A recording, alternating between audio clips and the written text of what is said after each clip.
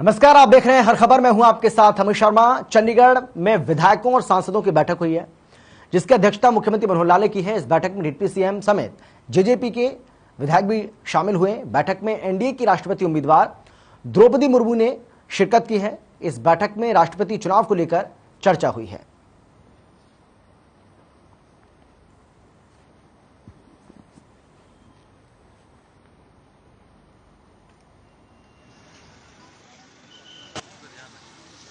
देखिए, आज हिमाचल, हरियाणा, पंजाब, जम्मू कश्मीर और चंडीगढ़ के जो चुने हुए जनप्रतिनिधि हैं, विधायक हैं, लोकसभा के मेंबर हैं, राज्यसभा के मेंबर हैं,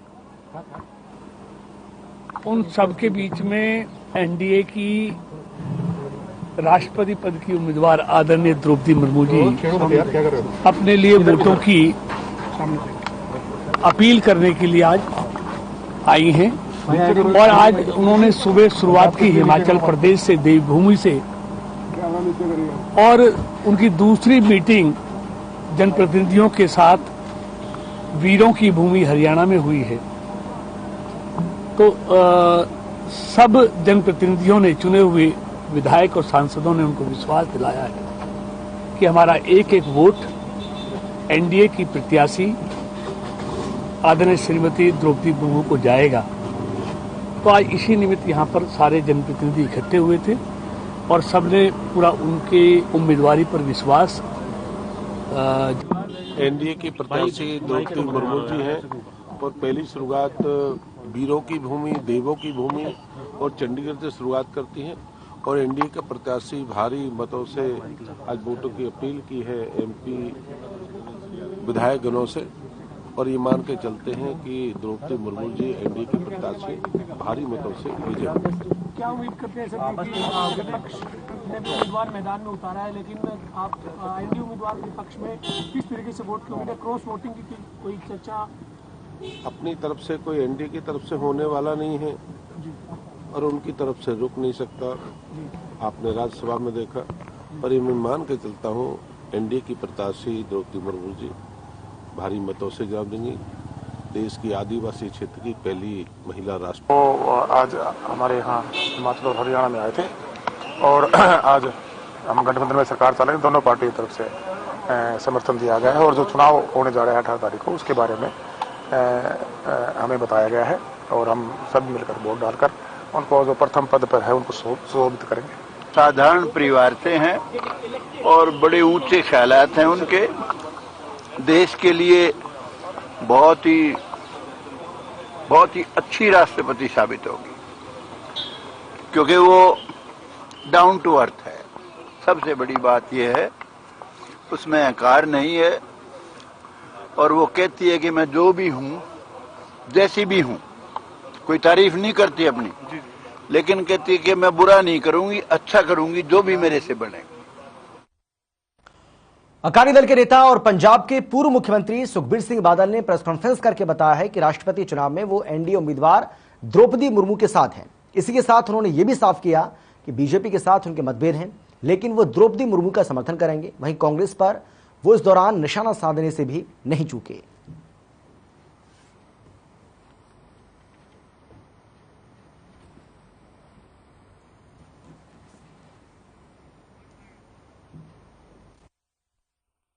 ਅਸੀਂ ਬਹੁਤ ਮਤਭੇਦ ਸਾਡੇ ਬੀਜੇਪੀ ਨਾਲ ਹੈ। ਉਹ ਮਤਭੇਦ ਨੂੰ ਅਸੀਂ ਸਾਈਡ ਤੇ ਰੱਖਦੇ ਹੋਏ, ਕਿਉਂਕਿ ਆ ਇਸ਼ੂ ਇੱਕ ਮਾਈਨੋਰਿਟੀ ਦਾ, ਇੱਕ ਗਰੀਬ ਘਰ ਦੀ ਔਰਤ, ਇੱਕ ਦੇਸ਼ ਦੀ ਪ੍ਰਧਾਨ ਮੰਤਰੀ, ਰਾਸ਼ਟਰਪਤੀ ਬਣਨ ਦਾ ਉਹਨੂੰ ਮੌਕਾ ਮਿਲ ਰਿਹਾ ਹੈ। ਸਾਰੀਆਂ ਚੀਜ਼ਾਂ ਦੇਖਦੇ ਹੋਏ, ਆਪਣੇ ਪੋਲੀਟੀਕਲ ਡਿਫਰੈਂਸ ਨੂੰ ਸਾਈਡ ਤੇ ਰੱਖਦੇ ਹੋਏ ਅਸੀਂ ਸੋਚਿਆ ਕਿ ਅਸੀਂ ਸਹੀ ਰਾਹ ਚੁਣੀਏ। ਸਹੀ ਰਾਹ ਇੱਕੋ ਹੀ ਇੱਕ ਹੈ। एक तो असी कांग्रेस के राह च जा नहीं सकते। दूजी गल, श्रोमणी अकाली दल का इतिहास भी आई कहता है कि गरीब नाल, माइनॉरिटी नाल, वीकर सैक्शन नाल असी सदा उन्हां दी लड़ाई लड़ी है ते उन्हां दे हक च खड़े हैं।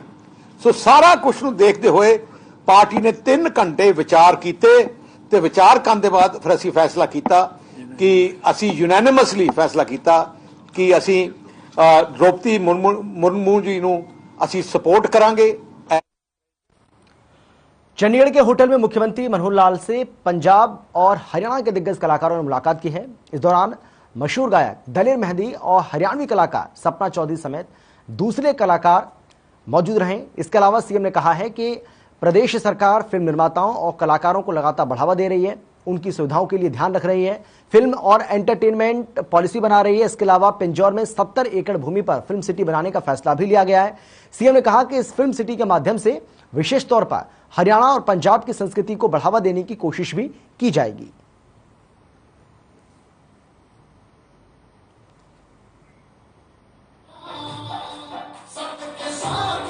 ਜਿਹੜਾ ਕੰਮ ਹੈ ਯਾਨੀ ਜਿਹੜਾ ਕਲਾਕਾਰ ਕਰ ਰਹੇ ਨੇ, ਜਿਹੜਾ ਇੰਡਸਟਰੀ ਦੀ ਗੱਲ ਆਈ ਹੈ, ਇੱਕ ਚੀਜ਼ ਮੈਂ ਤੁਹਾਨੂੰ ਦੱਸਣਾ ਕਿ ਅਸੀਂ ਬਹੁਤ ਜਲਦੀ ਇੱਕ ਫਿਲਮ ਪਾਲਿਸੀ ਲੈ ਕੇ ਆ ਰਹੇ ਹਾਂ। ਫਿਲਮ ਪਾਲਿਸੀ ਦੇ ਨਾਲ ਬਲਕਿ ਮੈਂ ਅੱਜ ਸੋਚ ਰਿਹਾ ਬੈਠਾ ਬੈਠਾ ਕਿ ਇਹਦੇ ਨਾਲ ਇੱਕ ਵਰਡ ਹੋਰ ਜੁੜ ਦਈਏ, ਫਿਲਮ ਐਂਡ ਐਂਟਰਟੇਨਮੈਂਟ ਪਾਲਿਸੀ, ताकि खाली फिल्म तक सीमित ना रह जाए, क्योंकि फिल्म भी एंटरटेनमेंट कर दी है और जिहड़ा कवि जगत है वो अपने तरीके नाल यानी प्रोग्राम करके भावें किसी स्टेज दे प्रोग्राम करन, भावें कोई होर तरीके बहुत होंदे ने, टेलीविजन का तरीका है, कोई फिल्म ऑडियो बनाना है, कोई वीडियो बनाना है, कोई कैसेट बनानी है, कोई यूट्यूब पे भी आजकल बहुत चल गया। तो इस करके वो सारा एंटरटेनमेंट इकट्ठा करके ਉਹਦੀ ਇੱਕ ਅਸੀਂ ਪਾਲਿਸੀ ਬਣਾਵਾਂਗੇ।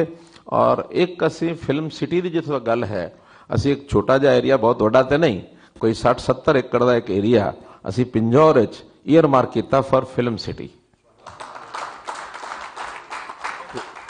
ਉਹ ਪਲਾਨਿੰਗ ਮੋਟੀ ਮੋਟੀ ਬਣ ਗਈ, ਅਨਾਉਂਸ ਹੀ ਕਰਨਾ ਬਸ, ਜਿਸ ਵੇਲੇ ਅਨਾਉਂਸ ਕਰਾਂਗੇ ਉਹਦੇ ਚ ਅਸੀਂ ਪੰਜਾਬ ਔਰ ਹਰਿਆਣਾ ਦੋਨਾਂ ਦੇ ਕਲਚਰ ਨੂੰ ਕਿਵੇਂ ਅੱਗੇ ਵਧਾਇਆ ਜਾਵੇ, ਭਾਵੇਂ ਉਹ ਫਿਲਮਾਂ ਦੇ ਰਾਹੀਂ ਹੈ, ਭਾਵੇਂ ਐਂਟਰਟੇਨਮੈਂਟ ਦੇ ਹੋਰ ਤਰੀਕੇ ਨੇ ਉਹਨਾਂ ਦੇ ਰਾਹੀਂ ਹੈ, ਇਸ ਰੀਜਨਲ ਜਿਹੜੀ ਆਈਡੈਂਟੀਟੀ ਹੈ ਸਾਡੀ ਉਹ ਬਣੀ ਰਵੇ। ਤੇ ਉਸ ਕਰਕੇ ਉਹਦੀ ਪਾਲਿਸੀ ਬਣਾਵਾਂਗੇ, ਉਹਨੂੰ ਲਾਂਚ ਕਰਾਂਗੇ। ਮੇਰੇ ਕਾਫੀ ਦਿੱਲੀ, ਹਰਿਆਣਾ ਕਾਫੀ ਆਣਾ ਜਾਣਾ ਰਹਿੰਦਾ ਹੈ।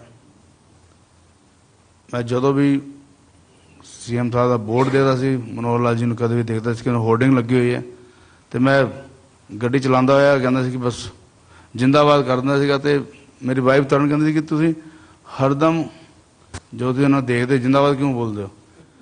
ਤੇ ਮੈਂ ਉਦੋਂ ਉਹਨਾਂ ਨੂੰ ਮਿਲਿਆ ਨਹੀਂ ਸੀਗਾ, ਬਟ ਮੈਨੂੰ ਇਹ ਮਹਿਸੂਸ ਹੋ ਗਿਆ ਸੀ ਕਿ ਜਦੋਂ ਤੇ ਆਏ ਨੇ, ਕੋਈ ਵੀ ਰਿਸ਼ਵਤ, ਕੋਈ ਵੀ ਪਰੇਸ਼ਾਨੀ ਜਿਹੜੀ ਪਿੱਛੇ ਸਾਨੂੰ ਦੇਖਣੀ ਪੈਂਦੀ ਸੀ, ਕੋਈ ਵੀ ਬੰਦਾ ਆ ਕੇ ਪਰੇਸ਼ਾਨ ਕਰ ਦਿੰਦਾ ਸੀਗਾ, ਬੋਲਦਾ ਸੀਗਾ, ਕਦੇ ਵੀ ਸਰਕਾਰ ਵੱਲੋਂ ਇਹਨਾਂ ਵੱਲੋਂ कदे भी सानू एज ए आर्टिस्ट कोई प्रॉब्लम नहीं हुई।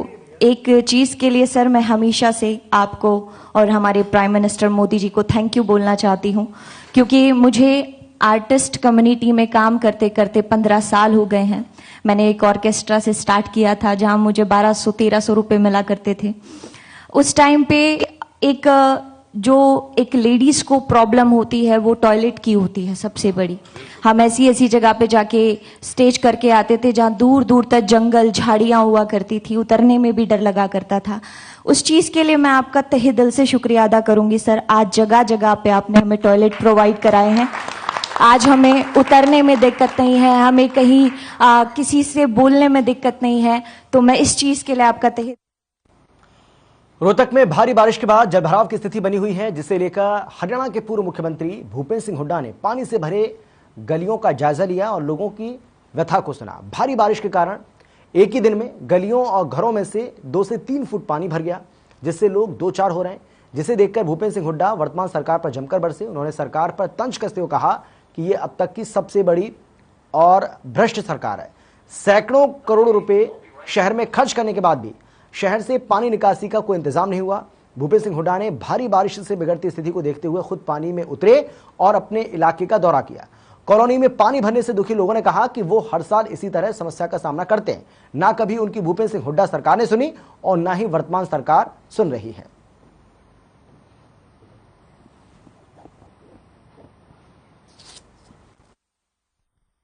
जो हालात बने हैं, वो बारिश आई है, पानी पड़ा है, लेकिन जो आज हालात हुए हैं प्रशासन की लापरवाही से, और जो जिस प्रकार से मदद मिलनी चाहिए लोगों को वैसी मदद नहीं मिल रही। अब लोग सब सामान खराब हो गया है, इनका कंपनसेशन देना चाहिए और वार फुटिंग पे इनकी मदद करनी चाहिए, आना चाहिए बाहर। अब एक लगा रखा है, ये इतना पानी भरा है, यहाँ तो कम से कम 10 पंप लगने चाहिए थे ताकि ये जल्दी से जल्दी इनकी खाली हो पीछे। और ये बूस्टर जो कि बूस्टर वाला चला ही नहीं रहा, तो इस वजह से कि मेरी 55 लाख रुपए पेमेंट नहीं मिली। इतनी भ्रष्ट सरकार, सिर्फ भ्रष्टाचार। अमृत योजना में सैकड़ों करोड़ आए, अगर वो सही प्रयोग होता तो आज ये दिन नहीं देखने पड़ते हरियाणा के लोगों को। पानी भर गया सारा रात, कल सवेरे एक बार भरया, कटिया सफाई की, फिर दूसरी, फिर इतना बेडा के पानी, सामान जो कुछ है सब सत्यानाश हो गया। सब परेशान तो होंगे, क्या करें जी, परेशान तो हो ही गए। महावीर कॉलोनी रहने वाले भाई, ठीक है, पहचान सतीश शर्मा, महावीर कॉलोनी सतीश शर्मा, 95 से देख रहे, 95 में बाढ़ आई थी यहाँ पे, ठीक है, 1 महीने बाद पानी उतरा था। उसके बाद हुड्डा साहब का भी राज आएगा, 2 योजना लगातार रह गए, लेकिन कभी यहाँ सूद ना ली गई। हर साल यही पानी का मार होती है, हर इस मोहल्ले एक बार से होता ही घर में पानी घुसता है, लेकिन कभी कोई सूद ना। मुख्य सचिव संजीव कौशल ने चंडीगढ़ में वीडियो कॉन्फ्रेंसिंग के जरिए एक बैठक की। राज्य में हो रहे अवैध खनन को लेकर बैठक की गई। उन्होंने उपायुक्तों को निर्देश जारी करते हुए कहा कि अवैध माइनिंग को रोकने के लिए अधिकारी एक्शन प्लान तैयार करें और उसे धरातल पर सख्ती से लागू भी करें। इसके अलावा अवैध खनन वाले इलाकों में समीक्षा करने के लिए व्यक्तिगत रूप से स्थल का दौरा करें और अवैध खनन करने वालों के खिलाफ कार्रवाई भी करें। पुलिस पेट्रोलिंग की गश्त को भी बढ़ाएं। आगे उन्होंने कहा है कि अवैध माइनिंग पर पूर्ण रूप से अंकुश लगाया जाए और जो भी व्यक्ति इसमें संलिप्त पाया जाता है उसके खिलाफ कड़ी से कड़ी कार्रवाई की जाए।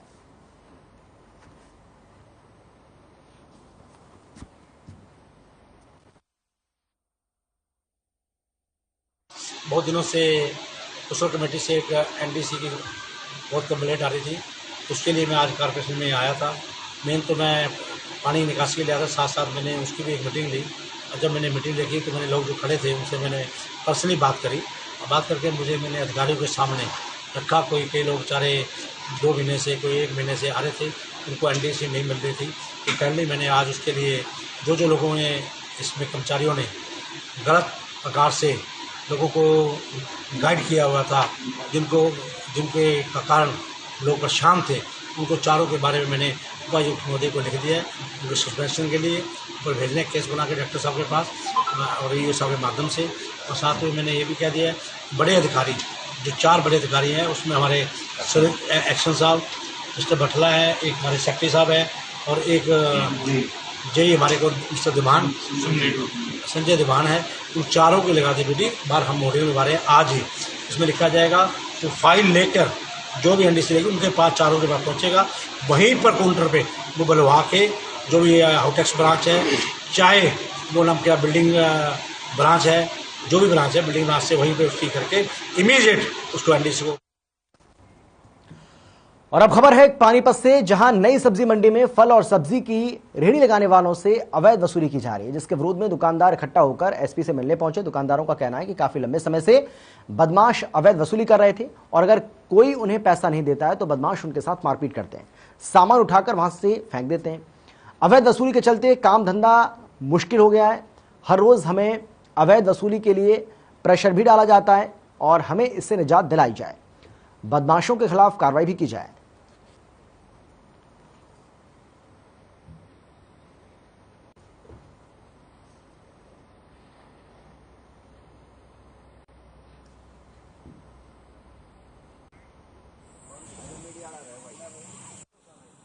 जी रेडी पे आए थे मेरे पास, बोले पैसे दो, अंदर रेडी बाहर कर देंगे आपकी। 2 लड़के भेज रखे थे जी। तो फिर मार पिटाई भी की? नहीं, मार पिटाई तो की नहीं, पर धमकी दे देने। पहले भी इस तरीके का वाकया होता रहा? हाँ जी, पैसे पहले भी लिए मेरे से। हाँ जी, मैं मछुआरा प्रधान हूँ जी। क्या दिक्कतें आ रही है? दिक्कत सर वहाँ पे बात ये है जी, वहाँ पे हमारे मछुआरा भाई बहुत दिक्कत में है, उनको बहुत ज्यादा परेशानी है क्योंकि बाहर के बंदे आते हैं, उनके साथ मतलब मंथली ले जाते हैं 300 महीना, जो चाय वालों से लेते हैं 2000 रुपये, 3000 रुपये, 5000 रुपये। अगर उनको नहीं देते हैं तो उनको मार पीटते हैं, धमकी देते हैं, तो उनका सामान रेडिया पलट देते हैं। आगे बढ़ते हैं, बात करेंगे सिरसा की, जहां पुलिस ने मादक पदार्थ तस्करों के खिलाफ अभियान चलाया है और इस विशेष अभियान ऑपरेशन क्लीन के तहत सीआईए पुलिस की टीम ने चेकिंग के दौरान गांव देसू जोधा खेत में बने एक मकान से करीब 10 क्विंटल डोडा चूरा पोस्त सहित 2 तस्करों को गिरफ्तार कर लिया। इस संबंध में जानकारी देते हुए पुलिस अधीक्षक डॉक्टर अर्पित जैन ने बताया कि गिरफ्तार किए गए व्यक्तियों की पहचान सुरेंद्र सिंह और हर गोविंद के रूप में हुई है। वहीं उन्होंने आम जन से भी कहा है कि बेखौफ होकर नशा बेचने वालों की सूचना पुलिस को दी जाए ताकि ऐसे लोगों के खिलाफ कड़ी से कड़ी कार्रवाई की जा सके।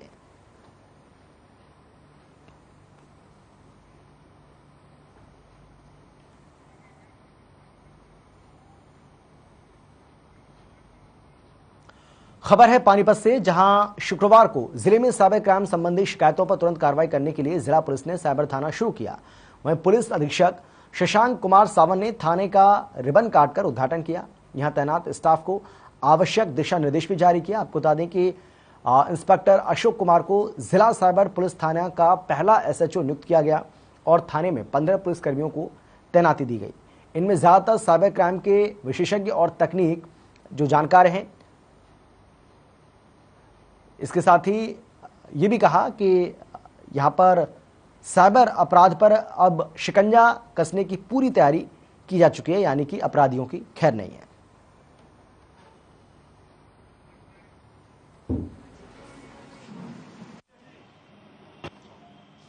हर जिलों में साइबर क्राइम पुलिस स्टेशन खोलने की अप्रूवल मिली है, तो उसी के अंतर्गत हमने पानीपत जिले में आज से साइबर क्राइम पुलिस स्टेशन का शुभारंभ किया है। जैसा कि आप हर दिन देखते हैं कि साइबर फ्रॉड काफ़ी बढ़ा हुआ है और काफ़ी लोगों के जो खून पसीने की कमाई है वो फ्रॉडस्टर्स में उड़ा के ले जा रहे हैं। तो उसी को काबू करने के लिए साइबर क्राइम पुलिस स्टेशन का शुभारंभ किया गया है।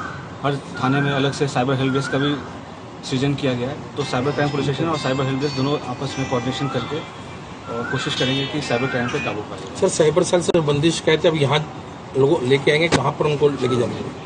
ऐसा किसी को ऐसा नहीं है कि कोई बहुत दूर दराज का हो तो वो यहीं पे है। जैसे मैंने आपको बताया कि साइबर क्राइम हेल्प डेस्क जो है वो हर थाने में खोला गया है, तो वहाँ पे भी आप FIR करा सकते हैं। ऐसा कहीं कोई शिकायत भी नहीं है आने देंगे हम कि कोई अगर कहीं जा रहा है तो उसे ज़बरदस्ती यहाँ पे भेजा जा रहा है। यहाँ पे हम कोशिश करेंगे वैसे साइबर क्राइम को फोकस किया जाए जो वैल्यू में बहुत ज़्यादा हो या जो ज़्यादा जटिल समस्या है जो सॉल्व करने में दिक्कत आ रही है। बाकी हम कोशिश कर रहे हैं कि हर थाने अपने आप में कैपेबल हो साइबर क्राइम पुलिस। हरियाणा के कैथल में फर्जी प्रमाण पत्र पाए जाने का मामला सामने आया है, जहां 5 छात्रों के पास 10वीं के फर्जी प्रमाण पत्र पाए गए और फर्जी प्रमाण पत्र के आधार पर 12वीं में दाखिला लेने के आरोप में केस दर्ज किया गया। हरियाणा विद्यालय शिक्षा बोर्ड भिवानी के सचिव कृष्ण ने आरोपियों के खिलाफ पुलिस को शिकायत दी थी, जिसके बाद DSP ने प्राथमिकता से जांच करने के और केस दर्ज करने की आदेश भी जारी किए। भिवानी बोर्ड के सचिव कृष्ण का आरोप है कि अप्रैल 2021 में कोविड-19 के चलते बोर्ड की परीक्षाओं का आयोजन नहीं हुआ था और इसे लेकर सरकार बोर्ड की ओर से तय की गई नीति के अनुसार छात्रों का परिणाम घोषित किया जाना था। परिणाम घोषित करने से पहले कुछ छात्रों के दस्तावेजों की जांच भी की गई। परीक्षा की पात्रता से संबंधित दस्तावेज चेक करने के दौरान कुछ छात्रों के 10वीं के प्रमाण पत्र फर्जी मिले।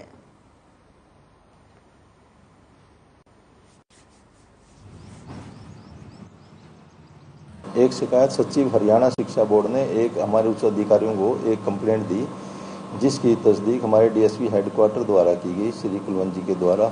उसमें कुछ 3 बच्चों द्वारा 10वीं की फर्जी प्रमाण पत्र पाए गए, जिनके खिलाफ FIR दर्ज कर दी और जल्द कार्रवाई शुरू कर दी। तो सर किस तरह से जो DMC वगैरह बनाई गई थी किस तरह से यूज किया गया था उसके बारे में सब कुछ पता चला? इन्होंने 3 लड़के जो आशीष है, अमन है, इन्होंने 10वीं की फर्जी प्रमाण पत्र दूसरी। कुरुक्षेत्र के थानेसर हल्का विधायक सुभाष सुधा ने नगर परिषद में नो ड्यूज सर्टिफिकेट जारी करने और लापरवाही बरतने के आरोप में 4 नगर परिषद कर्मियों को सस्पेंड करने की उपायुक्त से सिफारिश की है। इतना ही नहीं, विधायक ने हाउस टैक्स में कार्यरत एक ITI प्रशिक्षु को रिलीव करने के आदेश भी जारी किए। इसके साथ ही नगर निकाय के महानिदेशक के संज्ञान में पूरे मामले को लाया गया। नगर परिषद में लोगों की हाउस टैक्स और NDC से संबंधित फाइलों पर समय रहते कार्रवाई न करने के मामले में अधिकारियों और कर्मचारियों को जमकर फटकार लगाई गई। विधायक ने नगर परिषद के सभी कक्षों का निरीक्षण करने के बाद सभागार में एक खुला दरबार भी लगाया और एक एक करके लोगों ने नगर परिषद के अधिकारियों और कर्मचारियों के कारण हो रही परेशानियों को विधायक के सामने रखा।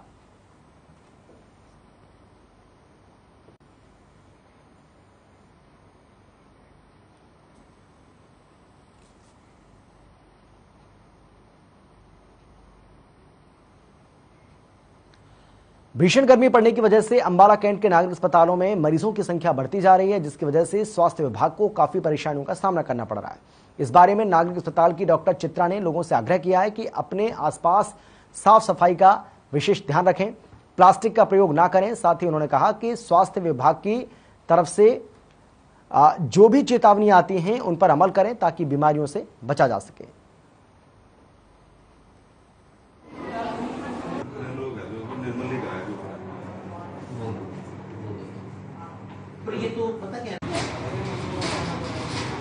देखिए, मरीजों की संख्या कम होना जो है वो आजकल तो हर एक सीजन जो है हर एक तरह की बीमारी लेके आ रहा है।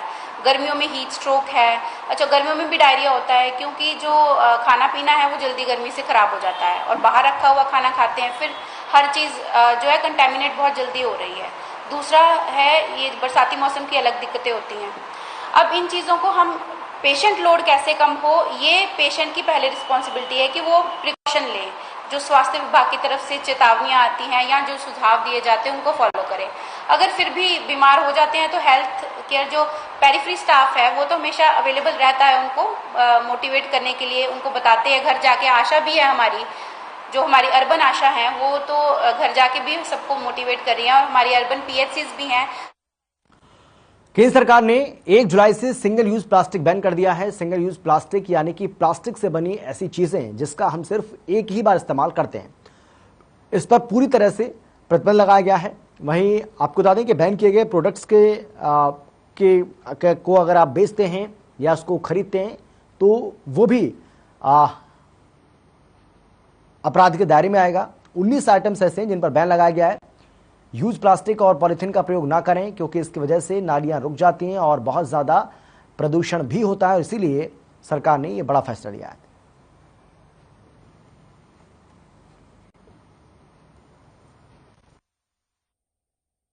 इसके लिए हमने लोगों से बार बार आग्रह किया है, अपील की है, पोस्टर लगवाए हैं, पैम्पलेट छपवाए, मुनादी भी करवाई है और हमारी टीम बाजारों में जाके दुकानों पे कह के भी आई है और हर महीने हम इसको जागरूकता करने के लिए बीच बीच में जो कोई मिलता है उस पर जुर्माना भी करते हैं, चालान काटते हैं।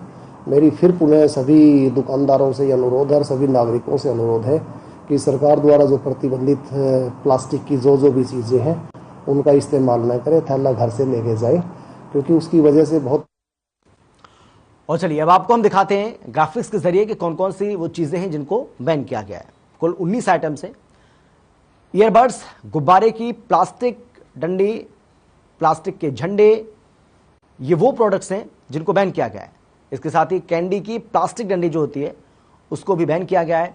आइसक्रीम की प्लास्टिक डंडी को भी बैन करने का फैसला लिया गया है। इसके अलावा थर्मोकॉल के सजावटी सामान को भी बैन किया गया है। प्लास्टिक की प्लेट, कप, ग्लास, कांटे, चम्मच, स्ट्रॉ, ट्रे, मिठाई के डिब्बे पैक करने वाली जो पिन्नी होती है उसको भी, इसके साथ ही इनविटेशन कार्ड पर लगाई जाने वाली जो पन्नी होती है उसको, सिगरेट पैकिंग में इस्तेमाल होने वाली पन्नी उसको भी बैन किया गया है। इसके अलावा प्लास्टिक के बैनर बैन किए गए। 100 माइक्रोन से पतली PVC को बैन किया गया है। 500 से 2000 रुपए का जुर्माना इस पर लगेगा, यानी कि 500 से 2000 रुपए तक का जुर्माना लग सकता है। औद्योगिक स्तर पर भी इस्तेमाल करने पर जुर्माना लगेगा। 20,000 से लेकर के 1 लाख रुपए तक का जुर्माना आपके ऊपर लग सकता है, आप इस नियम का उल्लंघन करेंगे तो। इसके अलावा 5 साल की जेल या फिर जुर्माना एक साथ भी दिए जा सकते हैं।